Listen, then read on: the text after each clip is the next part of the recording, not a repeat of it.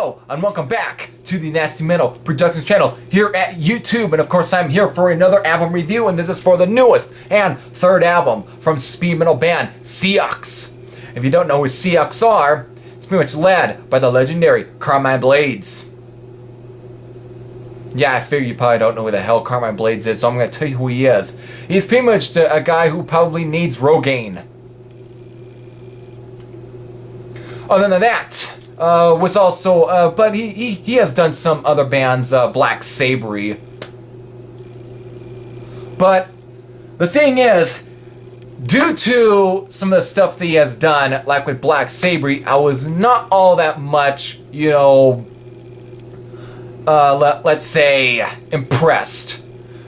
It just sounded very amateurish. But once I started listening to a little bit of Seax, it's fine, but I still even listened to any of their full-length that preceded this, because the Seax was formed in 2009, and by the time of 2012 is when they started releasing their full-length albums, because by 2012, High on Metal, and in 2014, To the Grave, which To the Grave saw the debut of guitar player Ellie Furicano, whatever his name, which I'll probably just put his name right here, you know, right there. Who was actually from the Boston, Massachusetts Ravage. But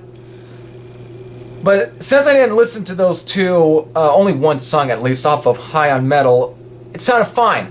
But listening to this album, their new one, which is, you know, titled Speed Metal Mania,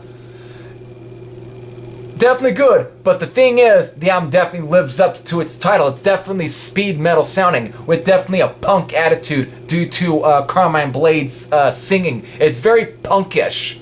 It's just got a very kind of, you know, almost at times even a little thrashy with some of this album. But the way that the sound feels, it feels a lot even better than Black Sabry. Everything feels quite good. It's definitely not great. It's not the greatest shit on the planet, but this is definitely stuff that's definitely, you know, good. If you're into speed metal, this is definitely worthy. Of course, the album kicks off with the title track, which is good.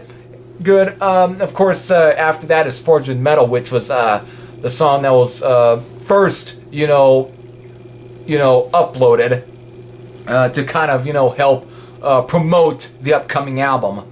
But, of course, there was also a live version of, like, Nuclear Overdose a few months ago. Still, but some of the best songs off this album is actually, like, Fall to the Hammer, The Wastelands, which is actually serves as an instrumental intro, which is very acoustic, kind of darkish, almost, before, you know, heading into the song Doomsday Society, which is a fucking killer track.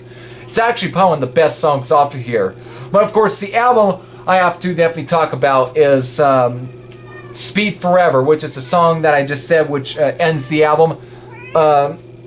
Cats. But the song pretty much is a tribute to Lemmy Kilmister of Motorhead.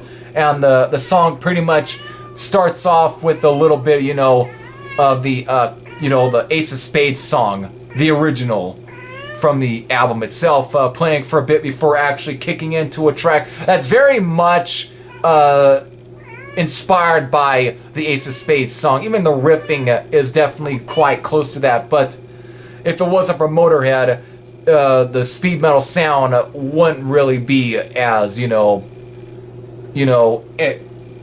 prominent or whatever. It wouldn't have been. So, kind of, you know, remembering on where the sound really came from. Other than that, the album is definitely good. Rating 7.9 out of 10. Definitely not the greatest stuff, but it's also not bad. It's definitely good. I definitely recommend this to those who are definitely into a lot of speed metal. If you're into that, or even maybe to some extent thrash, you'll probably like this album.